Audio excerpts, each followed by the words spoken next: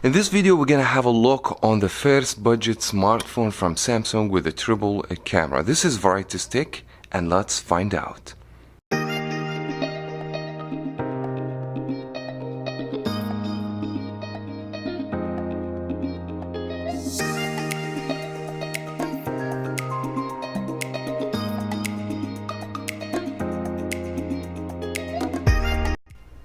Now, 7 months back, Samsung came with a Galaxy A20, the original version, and that one has been success for a lot of reasons. The phone came with 4.5 inches, infinity display, good camera, dual camera, fingerprint, facial recognition, fast charging, 4000 milliamp battery, stuff like that. And then they've decided to go with another step up, Samsung Galaxy A20, and this one is the S variant that has triple cameras over here. So this is basically the main difference between this release and the previous release, and there is some differences. I will explain it to you later on in the video. Now, this phone comes with two different models, one with 3 GB of RAM, 32 GB for internal storage, and if you need more storage you can go with 64. Also, you're gonna get 4 GB of RAM, but of course you have to pay a little bit more. I got this one from Amazon for price tag $189.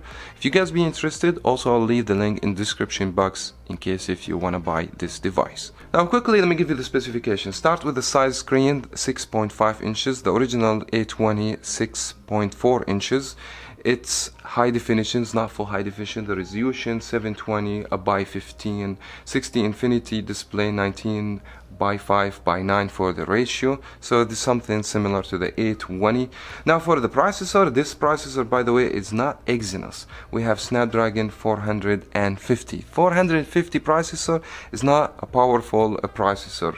The Exynos, it might be faster, but by the way, I do have both versions. I'm gonna be doing a speed test later on, so you guys make sure to subscribe to Variety Stick in order not to miss that. Now, this model has 3 GB of RAM and 32 for the internal storage. As I explained to you, there is 2 different models. You can get more, it's up to you if you want to pay more. And for the camera, we have 3 cameras on the back of the phone, which is 13 megapixel wide camera, 8 megapixel ultra wide, and 5 megapixel depth sensor. I'm going to speak about the camera later on the video. And finally, we have the USB-C type charge, which is 15 watt, not 18 watt, similar to the original A20, and 4000 milliamp for the battery. Now let's go ahead and start the unboxing.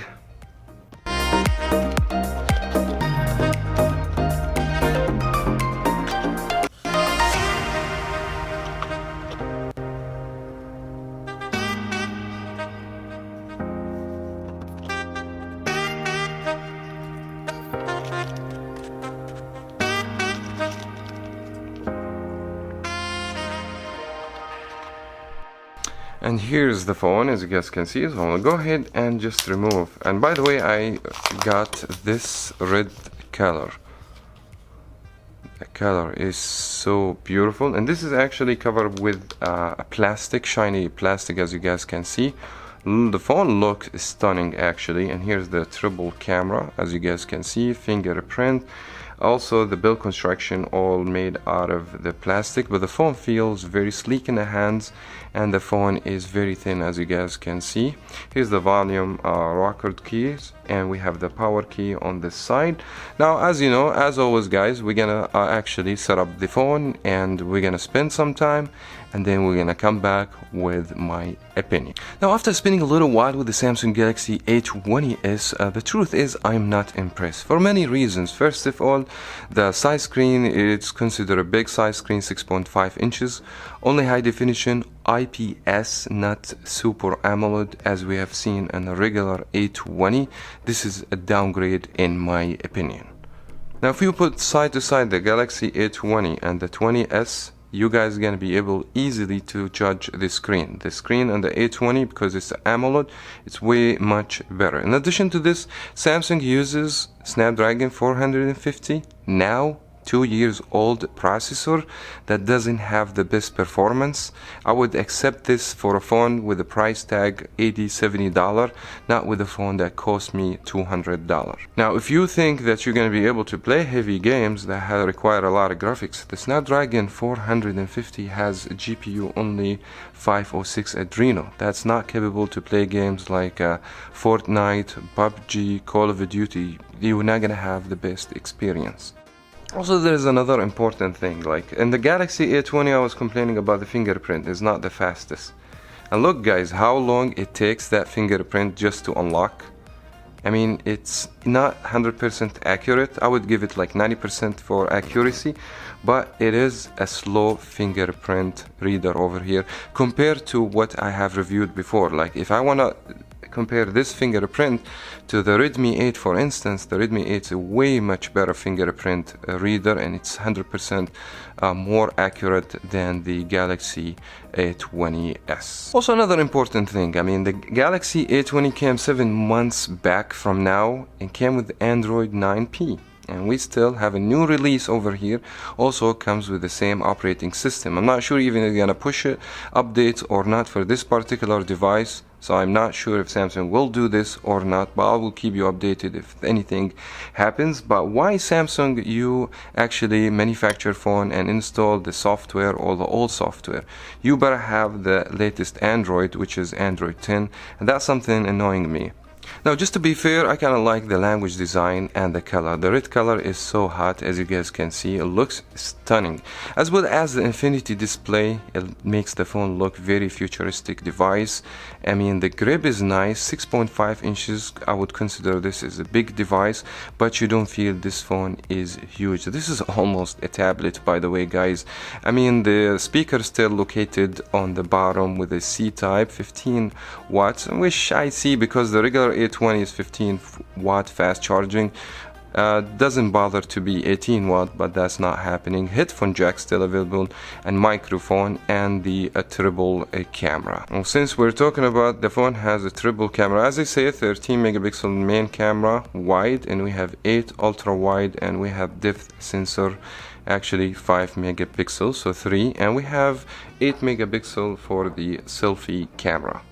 Now let's shift to the camera application. We will have videos first of all, and video doesn't support 4K, so the maximum will be 1080p for the resolution.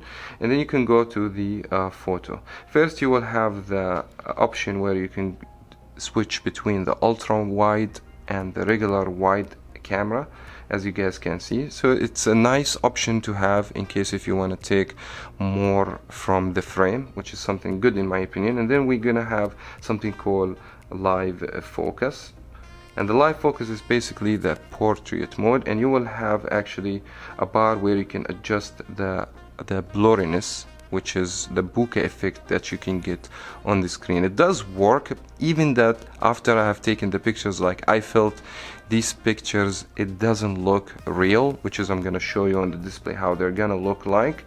And then we will have a pro mode where you can adjust the brightness, the ISO, and other things. I did not see HDR in this camera.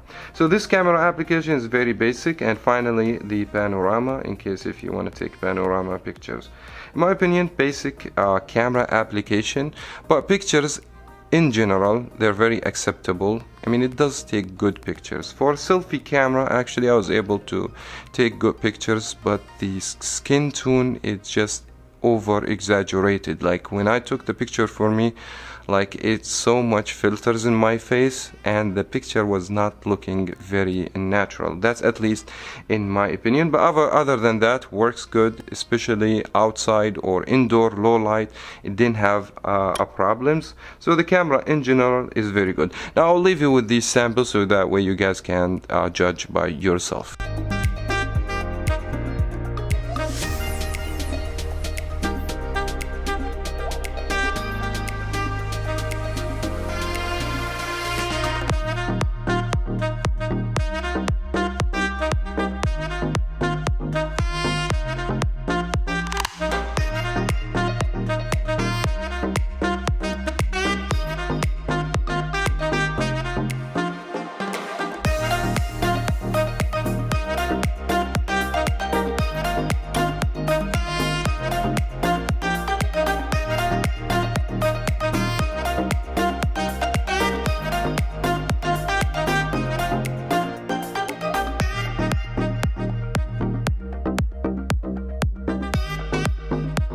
Now, if you have the Samsung Galaxy A20 and you are looking to this video, I would recommend not to buy this one. Do not upgrade to this one. That's not going to be an upgrade in my opinion. Yes, it does have bigger screen and it has a triple camera, some light improvements on the camera, but it's not a big deal in my opinion, so do not do this. But if you are a brand new customer and you would like to buy a Samsung budget device and you would like to get like a triple camera, big size screen with some good features, this might be the phone you should go with.